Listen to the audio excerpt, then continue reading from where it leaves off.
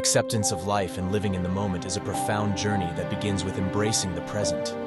Life, in its essence, is a series of unpredictable events, each moment flowing seamlessly into the next.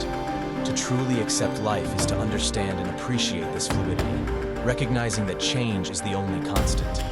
This acceptance doesn't mean surrendering to passivity, but rather engaging with each moment fully, without clinging to the past or anxiously anticipating the future.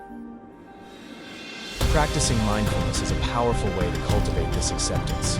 By focusing on the present, we become more attuned to our thoughts and emotions without being overwhelmed by them. This awareness helps us respond to life's ups and downs with grace and resilience. In essence, to accept life and live in the moment is to dance with its rhythm, finding joy in the here and now. It's about appreciating the simplicity of a smile, the comfort of a shared silence, and the magic of a sunset. By embracing each moment, we discover the profound beauty of life's unfolding tapestry.